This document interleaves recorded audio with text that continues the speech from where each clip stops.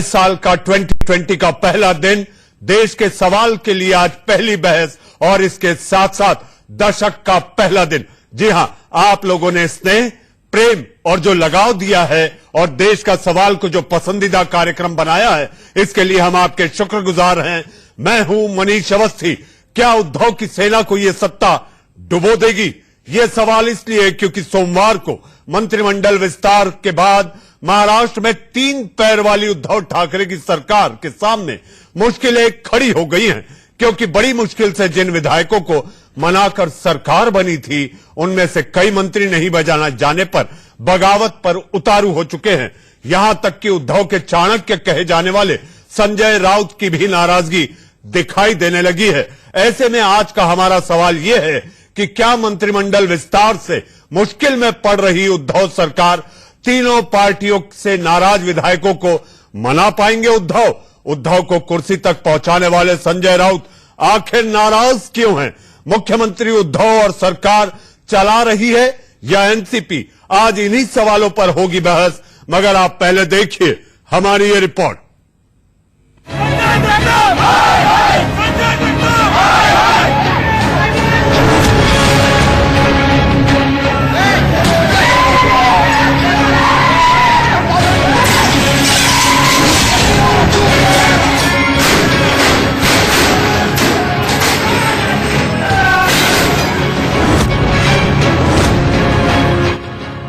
महाराष्ट्र में बढ़ी उद्धव ठाकरे की मुसीबत।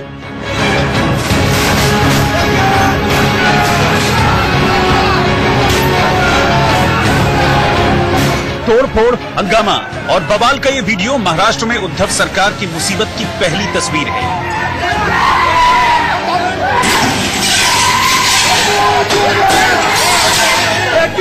पुणे के कांग्रेस भवन में तोड़फोड़ करके ये कांग्रेस के कार्यकर्ता है,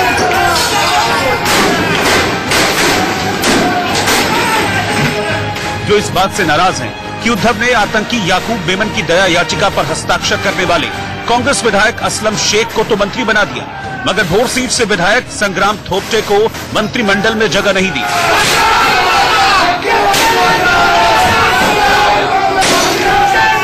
नहीं, ऐसा है कि हमारे पास मिनिस्ट्री की जगह कम है और इच्छुक जो है एमएलए वो ज्यादा है, तो थोड़ा सा तकलीफ होती है इस टाइम में।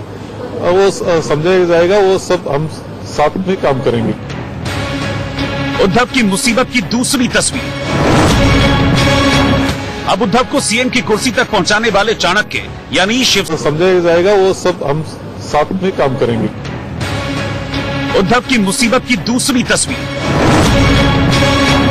अब उद्धव को सीएम की कुर्सी तक पहुंचाने वाले चाणक्य यानी शिवसेना सांसद संजय राउत का ये फेसबुक पोस्ट पढ़िए,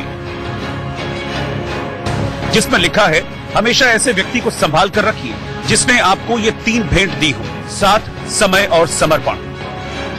माना जा रहा है कि नाराज चल रहे संजय राउत ने ये पोस्ट उद्धव ठाकरे के लिए लिखा है, जिसमें उन्होंने उद्धव को अपने साथ, समय और समर्पण की याद इसलिए दिलाई है क्योंकि उनके भाई सुनील राउत को मंत्री नहीं बनाया गया। उद्धव की मुसीबत की तीसरी तस्वीर। ये बीड जिले के मचलगांव सीट से चौथी बार विधायक बने एनसीपी नेता प्रकाश सोलंके हैं, जिन्होंने मंत्री नहीं बनाए जाने पर विधायकी से इस्तीफा देने का ऐलान कर दिया है। सोलंके की इस्तीफे की खबर से एनसीपी में हड़कंप मचा है, मगर पार्टी ने उन्हें किसी तरह से मना लिया।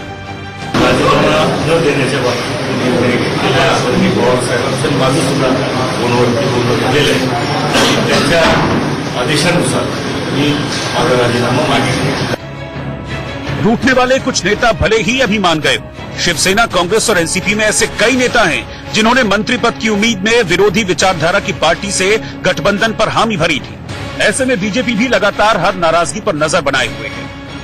कि असलम शेख, जिसने याकूब मेमन को माफी देने के लिए राष्ट्रपति को अपील किया था, उसी व्यक्ति को महाराष्ट्र के मंत्रिमंडल में शामिल किया गया। ये याकूब मेमन जो वो है कि जिसके कारण मुंबई में सैकड़ों लोगों की मौत हुई थी। तो महाराष्ट्र के, मुंबई के सैकड़ों लोगों के कातिल व्यक्ति को बचाने के लिए जिसने कोशिश करी थी, उसको महाराष्ट्र का मंत्री बनाया, ये मुद्दा है।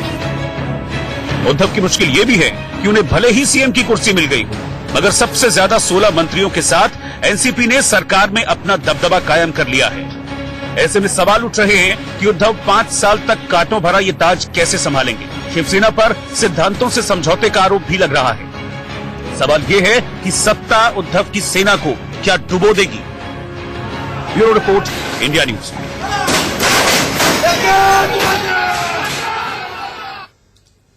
पहले तो कई दिनों तक मान मनोबल, फिर हुई रजामंदी। जी हां, रजामंदी जैसे तैसे हुई तो बन गई सरकार, सरकार बनी तो चुनिंदा लोगों ने शपथ ली, फिर हुआ विस्तार, और विस्तार के बाद विभागों के बंटवारे को लेकर मची हुई है तकरार, और जब तकरार मची तो कांग्रेस में हो गया संग्राम, कांग्रेस में हुआ संग्राम तो एनसीपी में मचा कोहराम, और फिर शिवसेना के संजय आखिर क्यों हुए परेशान।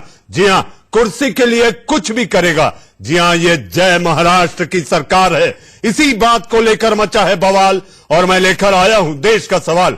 जी हां, देश का सवाल में मेरे साथ मेहमानों का बड़ा पैनल है। जी हां, आप स्क्रीन पर जिन मेहमानों को देख रहे हैं, आप लगातार इन्हें देखते और सुनते आए हैं। सबसे पहले आज मैं उन मेहमानों का तारुफ कराऊंगा, लेकिन उसके पहले मैं आप लोगों से ये इल्तजा करना चाहता हूं।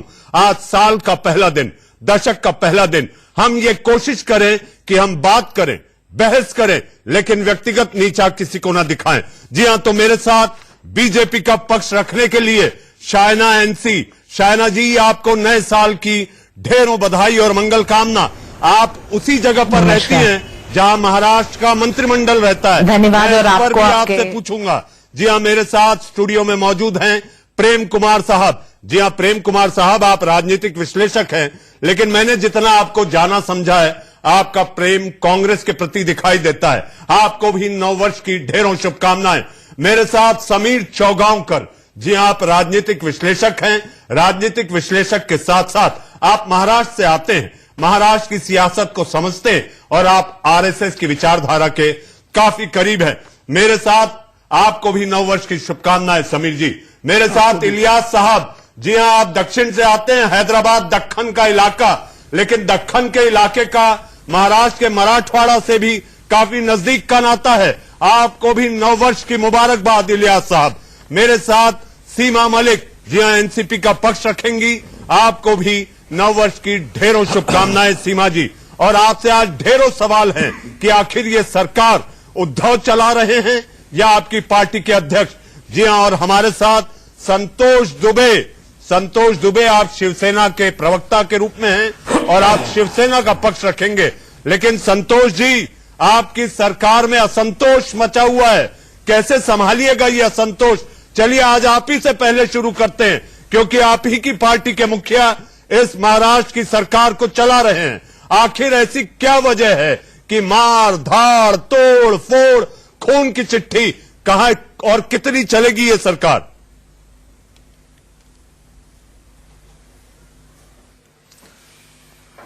मनीष जी, सबसे पहले तो मैं यहां पर उपस्थित सारे लोगों को नववर्ष की बधाई देता हूं, आपके पैनल के साथ जो लोग जुड़े हैं, और आपको भी नववर्ष की बधाई। बहुत साथ ही साथ पूरे देश को इस नए साल के जो है बधाई देता हूं। रही बात महाराष्ट्र की, जिस तरीके से आपने कहा कि महाराष्ट्र में सरकार कैसे चलेगी, महाराष्ट्र में जिस तरीके से आपने देखा कि हमारी सरकार बनी और हम 3 पार्टियों के सहयोग से सरकार बना के चला रहे हैं हम तीनों लोग, तो सबसे बड़ी बात यह है कि जो मंत्रिमंडल के विस्तार में जिस तरीके की असंतोष की बात चल रही है, तो कहीं ना कहीं निश्चित ही मनीष जी देखिए, एक सीमित जो है जगह होती है मंत्रालय में, और मंत्रालय में सीमित जगह होने के नाते चुनिंदा लोगों को रखा जाता है, उन चुनिंदा लोगों को रखा जाता है जिससे जो है सरकार अस्थायी रूप से बढ़िया से चलाई जा सके। लेकिन ऐसा भी होता है कभी कभी कुछ अच्छे व्यक्ति भी छूट जाते हैं, तो इसलिए ऐसा नहीं जो आतंकवादियों, अरे भाई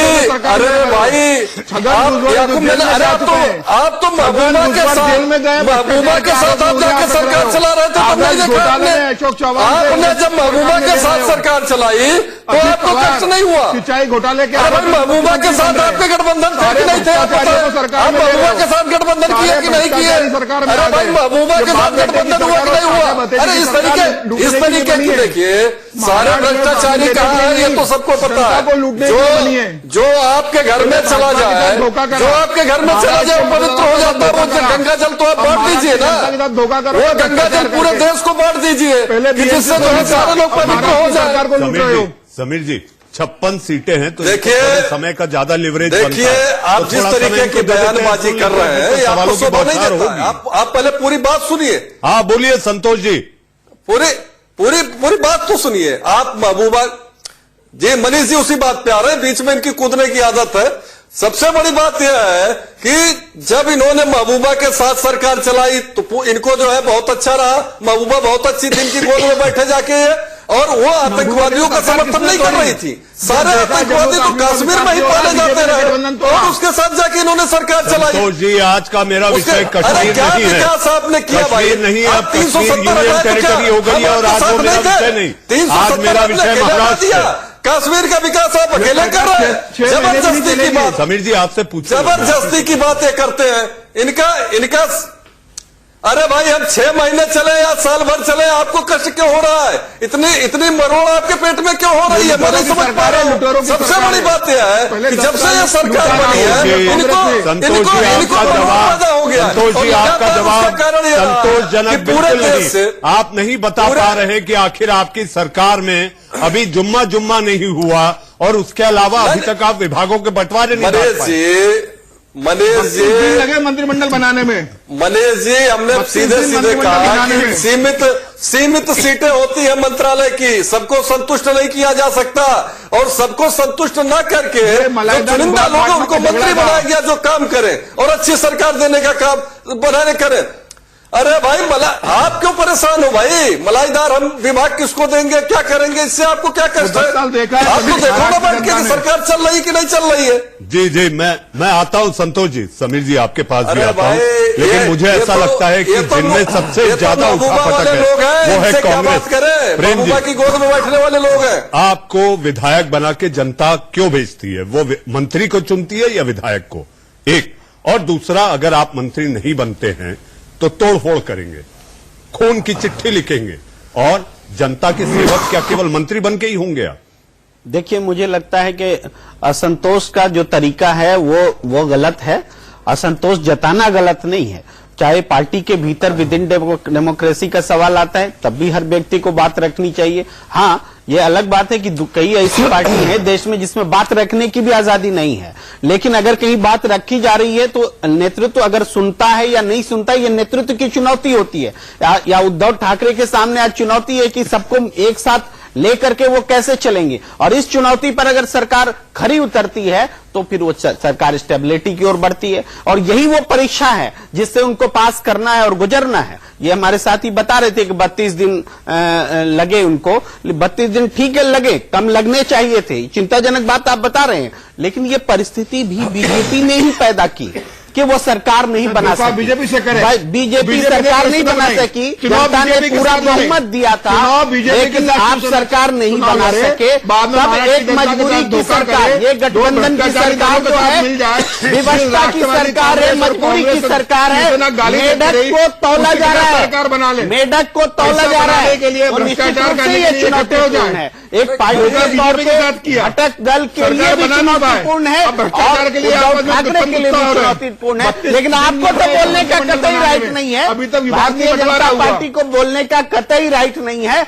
आप तो अपने साथी को भी अपने साथ नहीं रख पाए, आप तो अपने 30 साल के साथी को भी साथ नहीं रख पाए। चौकीदार चोर है सुन करके भी आप साथ में चुनाव लड़े, लेकिन जब जनादेश मिला उसका सम्मान नहीं कर पाए। ये आपको बोलने का कोई अधिकार नहीं है, लेकिन हाँ अब ये चीजें असंतोष रखने की जो है बात है वो सीमा में होनी चाहिए। लोकतंत्र को जिंदा रखने के लिए लड़ाई होनी चाहिए, लोकतांत्रिक मूल्यों की रक्षा करने के लिए पार्टी के भीतर या पार्टी के भीतर। प्रेम जी आप आक्रामक बहुत कम होते हैं और जैसा कि मैंने आपका जब तारुफ करा रहा था मैंने कहा था आपके नाम में प्रेम है और प्रेम से अगर ये सब साथ मिलकर बैठेंगे तो डिबेट भी आगे चलेगी और सरकार भी। मेरे साथ सीमा मलिक जी हैं। सीमा जी आखिर सरकार कौन चला रहा है? ऑल इज वेल या नथिंग इज वेल? देखिए सर्वप्रथम तो मैं आपको, हमारे सारे पैनलिस्ट को और हमारे जितने भी दर्शक हैं उनको नववर्ष की शुभकामनाएं देना चाहूंगी।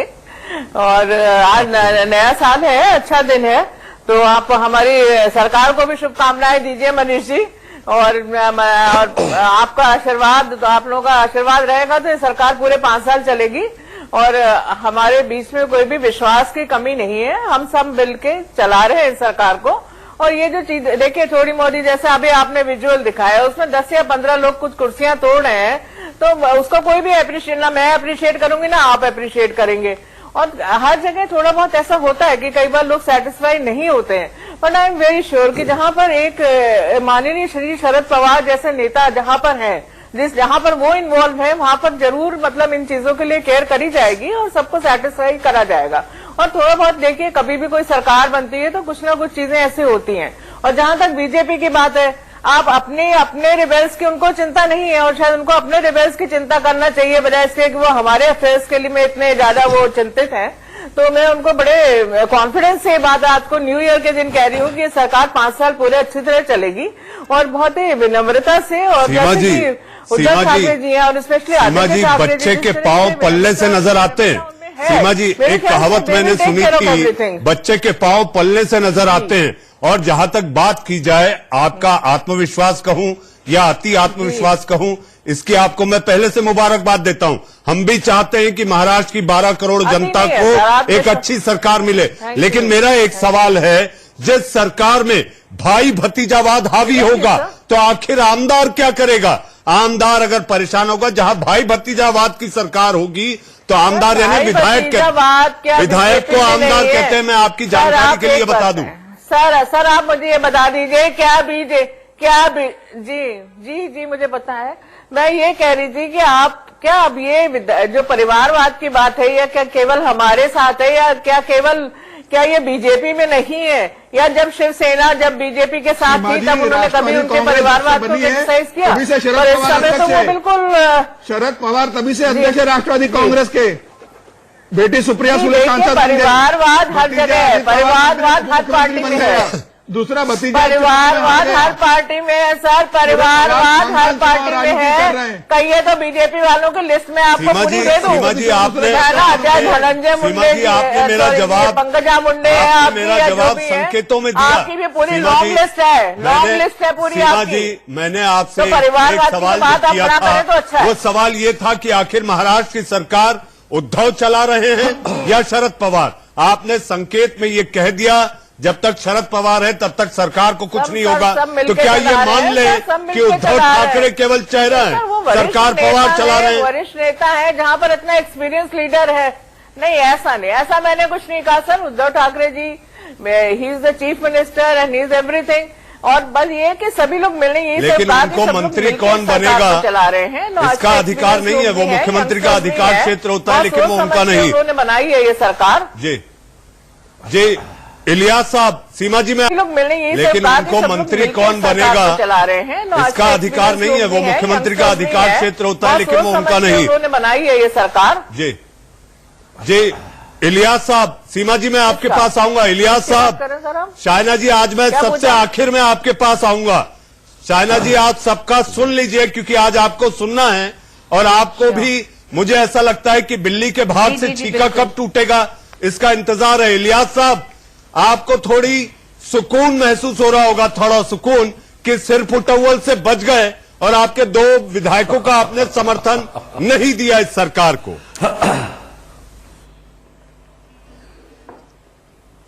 मनीष, मैं 3 बातें कहना चाहूंगा आपसे और पूरे पैनल से। पहली बात तो यह है कि बीजेपी की एक पार्लियामेंट नथुराम गोडसे को अपना गुरु मानती है, साध्वी प्रज्ञा, और वो मेंबर ऑफ पार्लियामेंट है। तो आतंकवाद की बात तो बीजेपी करे ही ना, उनके लिए कोई मॉरल कैरेक्टर नहीं है। महाराष्ट्र की सरकार। दूसरी बात यह है कि प्रमोद महाजन की बेटी को एमएलए बना डाले, बात करो, गोपीनाथ मुंडे की बेटी को एमएलए बना डाले, तो बाप बेटी की सरकार तो बीजेपी के अंदर भी है। और तीसरी बात यह है कि करप्शन में राफेल से लेके कई मसलों में बीजेपी भी इन्वॉल्व है, तो करप्शन में भी अमित शाह के बेटे जैसा बीसीसीआई में चले गए, एक बॉलर नहीं खेले, एक क्रिकेट का बैट नहीं पकड़े।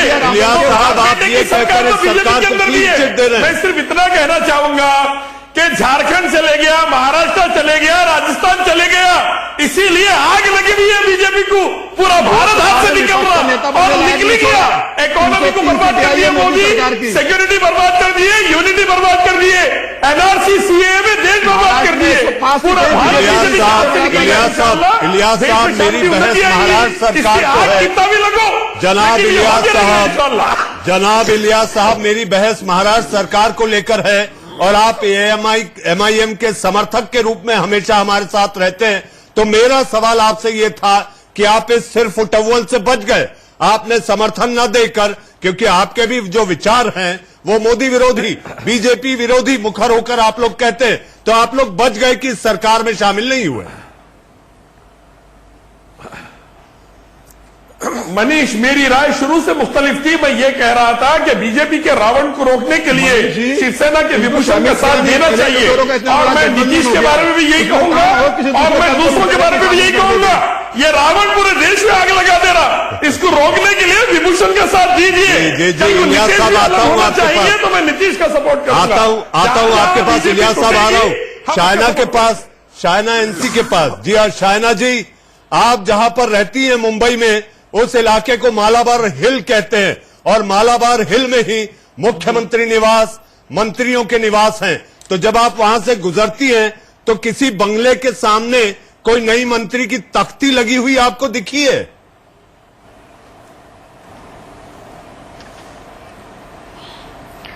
देखिए मनीष जी, विश्लेषण करते वक्त ये महत्वपूर्ण नहीं कि कौन कहां रहते हैं, महत्वपूर्ण ये है कि कौन क्या काम करने जा रहे हैं। अब आप जानते हैं कि बहुमत मिला था in the form of a single largest party Devendra Fadnavis ji को, भारतीय जनता पार्टी के दृष्टि से। जो कोई लोग सिर्फ सत्ता के मोह माया के लिए एकजुट हो गए और 30 दिन तक उन्होंने एक कैबिनेट के मंत्री को शपथ विधि भी नहीं दी, तो वो क्या काम करने वाले हैं इस प्रदेश में, जिस प्रदेश में आज हम देख रहे हैं कि फार्मर्स को लेके इतनी गंभीर परिस्थिति है, इंफ्रास्ट्रक्चर को लेके आपने सिर्फ एक फुल स्टॉप किया। जी, नागपुर के शीतकालीन सत्र में 2 लाख रुपए का मुआवजा उद्धव ठाकरे सरकार ने कर दी है। सरकार में थी ना मैम, वो तो आपकी सरकार थी अब तक, अभी तक इंफ्रास्ट्रक्चर वगैरह अभी तक तो आपकी सरकार थी। मनीष जी, आपने सबको एक मौका दिया बोलने के लिए, कृपया मुझे भी एक मौका दीजिए। सीमा जी, शायना जी को बोलने दीजिए। शायना जी आप बोलिए। जी बोलना।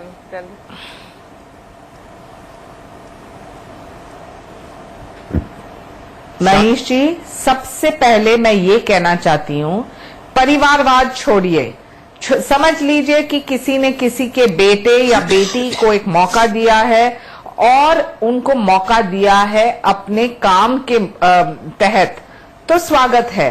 Performance is the mantra of the 21st century politics. लेकिन एक कैबिनेट में 22 ऐसे परिवारवाद के सज्जन, जहां आप कोई भी क्राइटेरिया नहीं, सिर्फ सरनेमिक क्राइटेरिया, कोई भी ट्रैक रिकॉर्ड नहीं काम का, सिर्फ सरनेमिक क्राइटेरिया। आप मुझे बताएं, जब महाराष्ट्र में इतने सारे इंफ्रास्ट्रक्चर प्रोजेक्ट्स हैं जो आपने फुल स्टॉप ऐसे रोका है, क्योंकि हम जानते हैं कि आपके पास एक बहुत बड़ी इतिहास है 70,000 करोड़ के इरिगेशन स्कैम को लेके, किस दृष्टि से आप भ्रष्टाचार को बढ़ाए हुए हैं, उन्हीं को आपने उप मुख्यमंत्री बना दिया था मुंह अंधेरे। शायना जी, उन्हीं को आपने मुंह अंधेरे में उप मुख्यमंत्री भी बना दिया था। क्योंकि नववर्ष है, मैं शुभकामना देना चाहती हूँ एनसीपी, कांग्रेस, शिवसेना को, लेकिन मेरी एक विनंती है कि आप काम कीजिए, आपका विजन प्लान घोषित कीजिए। सिर्फ बयानबाजी करना या सिर्फ एक परिवारवाद को बढ़ावा देना, ये आपको शोभा नहीं देती। और रही बात, आपने जो सवाल पूछा कि शरद पवार जी है या उद्धव ठाकरे जी हैं या कांग्रेस के नेता क्यों नाखुश हैं, क्यों ऑफिसेज तोड़ रहे हैं, ये सब चीज मीडिया हाईलाइट जरूर करेगी, लेकिन मीडिया को ये भी हाईलाइट करना चाहिए कि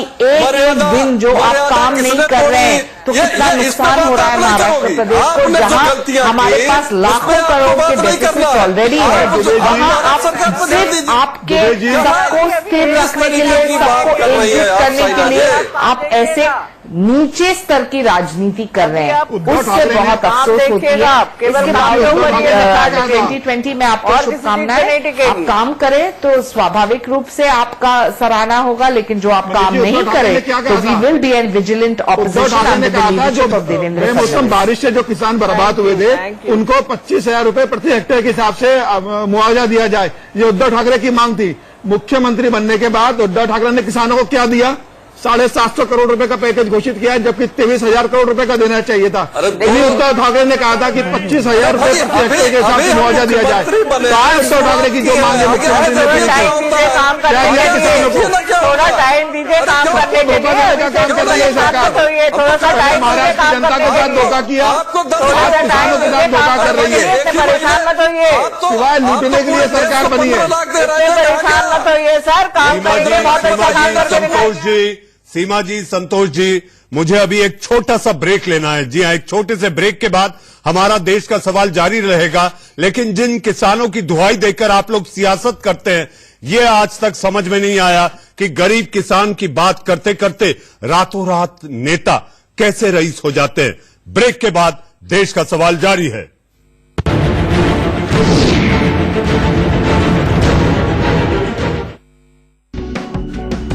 आपका देश का सवाल में फिर एक बार स्वागत है। जी हां, मेरे साथ तमाम वो मेहमान बने हैं जिन्हें आप ब्रेक के पहले सुन रहे थे। संतोष दुबे जी, संतोष जी, कोशिश करने वालों की हार नहीं होती, लहरों से डरकर नौका पार नहीं होती।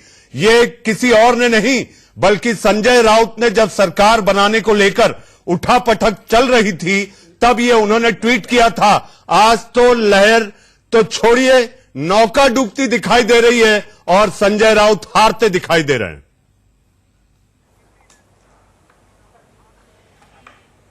मनीष जी, संजय राउत जी ने जो बात उस समय लिखी थी और इसलिए लिखी थी क्योंकि महाराष्ट्र की जो सरकार बनानी थी, जो चीजों को करना था, उसके लिए हम तैयार थे। आज भी हम उसी तरीके से तैयार हैं और संजय राउत जी हमारे मार्गदर्शक हैं, हमारे चाणक्य हैं और उन्होंने उस चाणक्य को मात दी जिस चाणक्य को पूरे देश में कहा जाता था कि ये सरकार बनाने वाले हैं और रोज बनानी थी, जो चीजों को करना था, उसके लिए हम तैयार थे।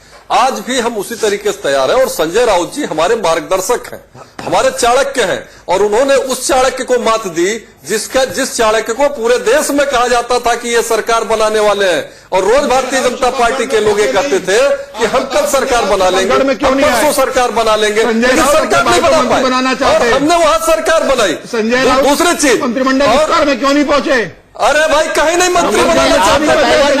आप बताइए ना, देवेंद्र फडणवीस देवेंद्र फडणवीस शपथ ग्रहण में कौन पहुंचे थे? ये चाचा पार्टी की सरकार, अमित शाह जी पहुंचे थे, कौन से बीजेपी देना नहीं है। शपथ की कहा देवेंद्र फडणवीस जी के शपथ ग्रहण में कौन पहुंचे थे? अभी तक विवाद नहीं बचे, अभी ये विवाद पर लड़ेंगे। संतोष जी को सुन लेते हैं, विवाद पर लड़ेंगे। संतोष जी को सुन लेते हैं। छटपटाहट है, ये पहली बार सत्ता से बाहर हुए, धीरे धीरे झारखंड गया, धीरे धीरे झारखंड गया, महाराष्ट्र की बात पूरे देश से साफ होने के फिराक में लगे हुए हैं। ये अपना घर बचाने का काम नहीं कर लड़ते हो। अरे भाई अभी झारखंड गई है, दिल्ली जा रहे हो, नीतीश कुमार, बाद में नीतीश कुमार को गाली देते हो, दोस्तों के साथ सम्मान से स्थिति रखिए, दोस्तों से कैसे बात करें। ये आज की डेट में बताइए, उद्धव जी कब सोने मम्मी से मिलने आ रहे हैं? अहम है, दुबे जी बताइए, इनको बताइए आपने उद्धव ठाकरे कब सोनिया मैडम से मिलने आ रहे हैं? डूब रही है, कब सोनिया जी का आशीर्वाद ले रहे हैं? आपको जलन क्यों हो रही है? आप बताइए, सोनिया गांधी अगर सोनिया जी से आशीर्वाद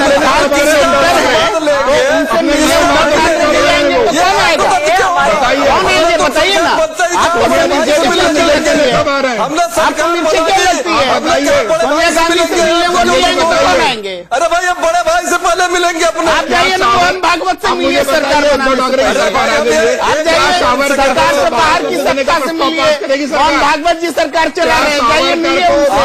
हमारी सरकार पूरे देश में लोगों से मिलेंगे, जवाब दो। आपसे सावरकर को सोनिया जी से मिले, मोदी जी से मिले, शाह जी से मिले और हम शरद यादव से आइए सीमा जी के पास चलते हैं।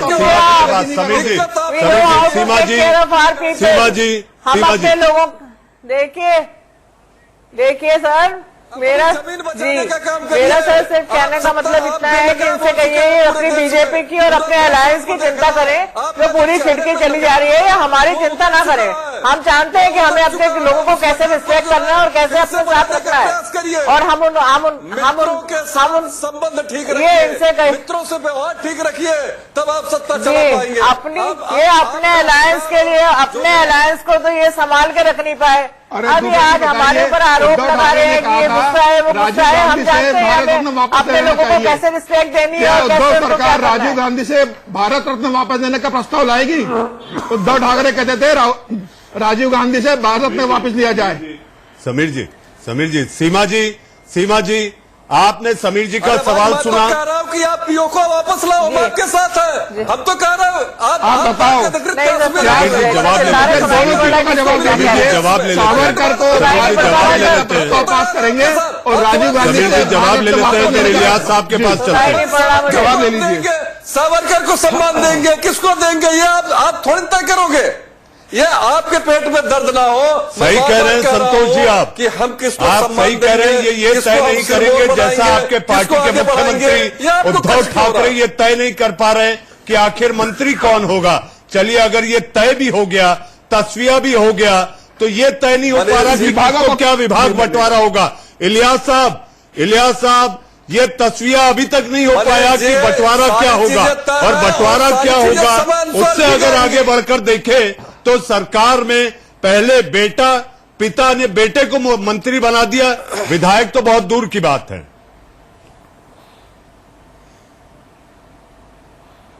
मसला ये है मनीष कि यहां पर आपस में बातचीत के दौरान पोर्टफोलियोज बटे हैं, थोड़ा इख्तिलाफ आया है। बिहार में तो चीफ मिनिस्टर को खरीद लिए थे अमित शाह जाके पूरी कैबिनेट के साथ। आपके पास करप्ट होगा है पूरी अच्छी खासी चुनी हुई सरकार और पूरी जनता से सेलेक्ट सरकार को सीएम के साथ मिला के खरीद लिए थे बिहार में नीतीश के साथ।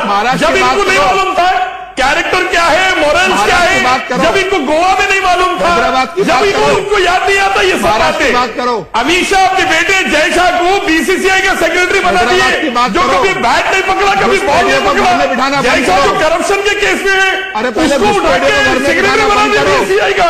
जब इनको याद नहीं आया, अपने वहां पूरे पाप जो है चलते इनको, पूरे पाप रावण के रास्ते में चल रही है।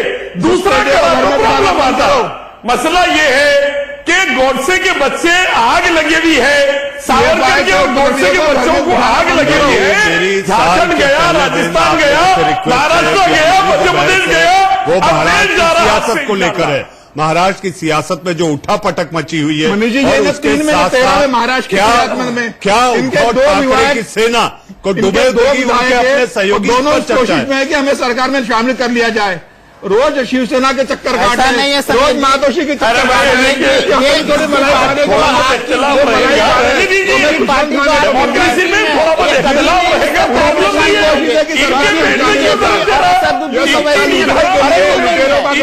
कॉम्प्लीमेंट्री है, दोनों सांप्रदायिकता को बढ़ाने वाली पार्टियां हैं।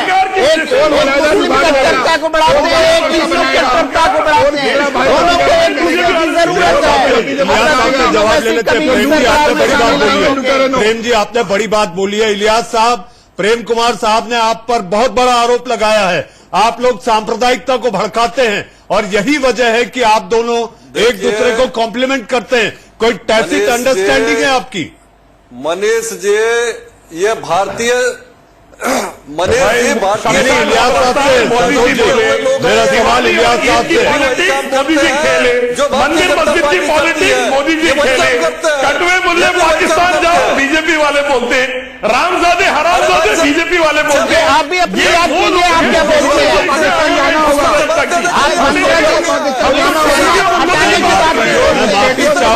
मेरी बहस का मुद्दा घुसपैठिया नहीं, आज मेरी बहस का मुद्दा मैं बार बार आप लोगों को ये जानकारी दे रहा हूँ कि महाराष्ट्र की सियासत को लेकर है।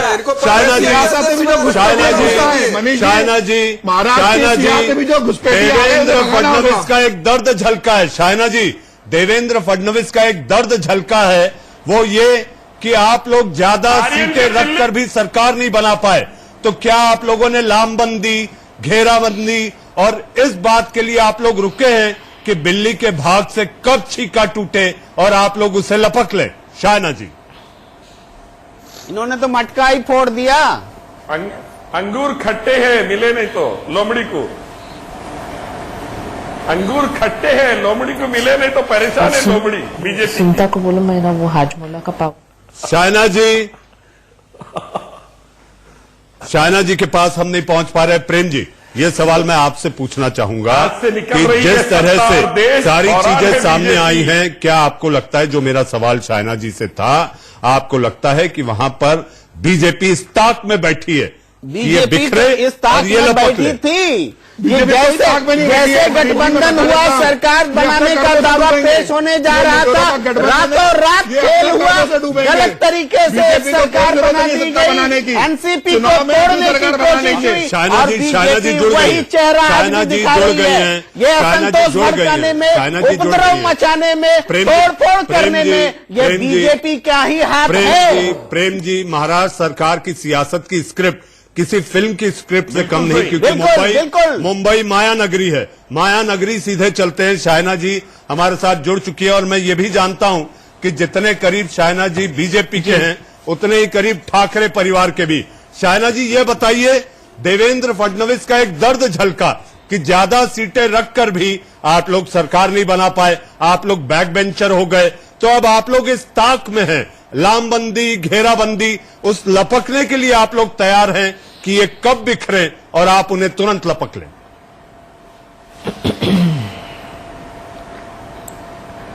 नहीं, आप बिल्कुल सही बोल रहे हैं, क्योंकि अगली बार हम 288 सीट्स लड़े और हम सब जानते हैं कि 122 को जीत के आए हमारे अलायंस पार्टनर्स के साथ। लेकिन इस बार मनीष जी, क्योंकि आप विश्लेषण कर रहे हैं, हमारा स्ट्राइक रेट रहा 50% नहीं 75%, जहां 150 में से हम जीत के आए 105। सो ऐसा नहीं है कि हमारा परफॉर्मेंस कुछ खराब रहा है। हाँ, जरूर होता है लोकतंत्र प्रजातंत्र में कि जो लोग एकजुट आए हैं सिर्फ मोदी जी को बाहर रखने के लिए या बीजेपी को बाहर रखने के लिए, उनको एक ही लक्ष्य है, वो है सत्ता, कुर्सी और कैसे वो वहां प्राप्त हो। तो आपने सही कहा, ये एक हिंदी फिल्म जैसा है, और क्योंकि आप एक तरफ देख रहे हैं किसी को आप रात कर रहे हैं, तो वहां दूसरे तरफ तोड़फोड़ भी तो हो रही है। एनसीपी को जोड़ रही थी।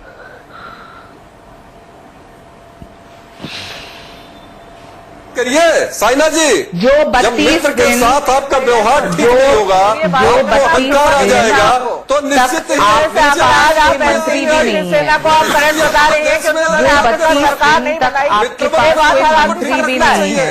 आज अगर आप आपके साथ सरकार नहीं बनाई तो हम करप्ट हो गए। अगर जनता पार्टी देवेंद्र जी और मोदी जी के नेतृत्व में काम करते आ रही है, 5 साल में आप कोई भी सेगमेंट, कोई भी सेक्टर का जो शायद 50 साल में नहीं हुआ वो 5 साल में हुआ। अफसोस की बात यह है कि they are not even serious about their own offices. सिर्फ सोच रहे हैं कि कैसे किसी के बेटे तो कैसे किसी की बहू तो कैसे हो जाता है। आप ये तो देखिए, इस तरह से की बातें करने का कोई आप क्या औचित्य है जो आपके साथ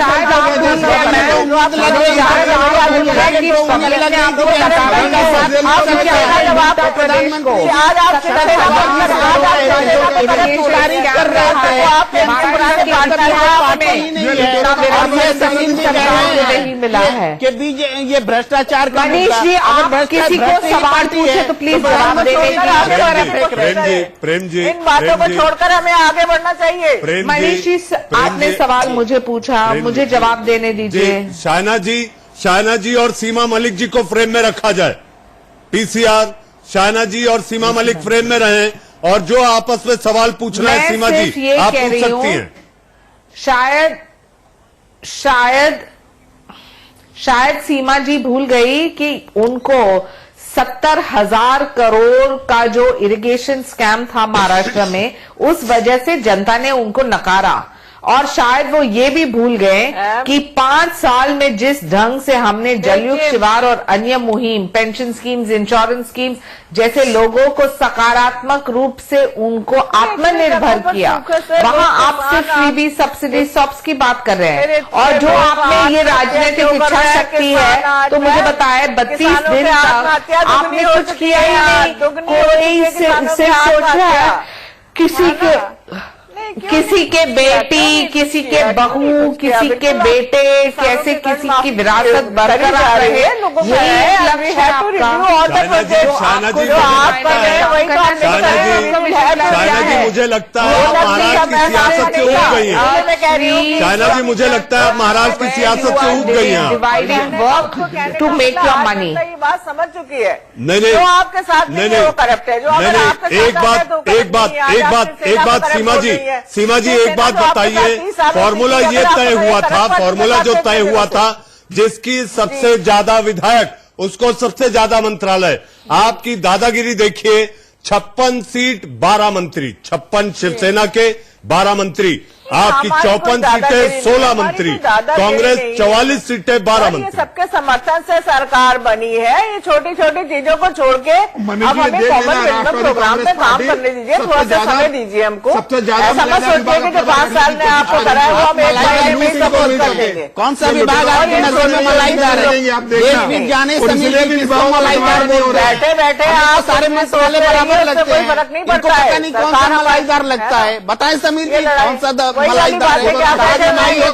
बताइए आप मलाईदार देश को बताइए कौन सा मंत्रालय मलाईदार होता है? आपको क्या परेशानी हो रही है सर? आप आरएसएस समर्थक हैं, आरएसएस की बात करिए। इसलिए ब्रेक पे जाने के पहले मैंने कहा था, समीर जी आप जो बात कर रहे हैं, मैंने ब्रेक पे जाने के पहले ये कहा था, सियासी दल कोई भी हो, गरीब किसान की दुहाई देके वो रातों रात कैसे रईस बन जाते हैं, इस सिद्धांत का किसी के पास कोई जवाब नहीं है। लेकिन पब्लिक है जो सब जानती है। अब मैं अपनी बहस के आखिरी पड़ाव में हूं और एक सवाल जो सबके लिए सबसे पहला सवाल और आखिरी सवाल यही कि संतोष जी कब तक चलेगी महाराष्ट्र सरकार?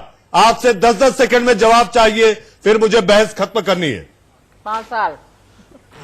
सीमा जी आपसे नहीं, संतोष जी से पूछा मैंने। देखिए मनीष जी, महाराष्ट्र सरकार पूरे 5 साल पूरे करेगी। महाराष्ट्र सरकार पूरे 5 साल चलेगी। हम लोगों का जो आपसी तालमेल है, जो हमारा जो है एक कॉमन मिनिमम प्रोग्राम बना है, उसको लेकर हम पूरे महाराष्ट्र के विकास के लिए, वहां के किसानों के लिए, बेरोजगारों के लिए, मजलूमों के लिए काम करने का जो संकल्प हमने लिया है उसको पूरा करेंगे। और निश्चित ये सरकार 5 साल चलेगी और उसमें आपका भी सहयोग रहेगा। साल का पहला दिन है, आपको बधाई देते हैं और उम्मीद करते हैं कि आखिर महाराष्ट्र की जनता जो चाह रही है वो दे पाएंगे। सीमा जी मुझे जवाब देने दीजिए। करेंगे और निश्चित ये सरकार 5 साल चलेगी और उसमें आपका भी सहयोग रहेगा। साल का पहला दिन है, आपको बधाई देते हैं और उम्मीद करते हैं कि आखिर महाराष्ट्र की जनता जो चाह रही है आप दे पाएंगे। सीमा जी मुझे जवाब देने दीजिए।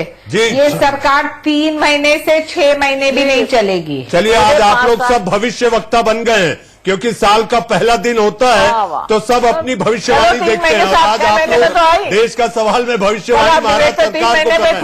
सीमा जी अपनी बात रखें। अच्छी बात है, कम से कम कुछ बढ़ते बढ़ते ऐसे 5 साल हो जाएंगे, डोंट वरी। जी मैं यही कह रही हूँ कि मैं पूरे आत्मविश्वास से ये बात कह रही हूँ कि ये सरकार 5 साल चलेगी और बहुत अच्छे से चलेगी। और आप देखिएगा कि एंड में आप 5 साल के बाद आप बात करिएगा कि हमने महाराष्ट्र को क्या डिलीवर किया है। 5 साल बाद देखना महाराष्ट्र और आज ये जो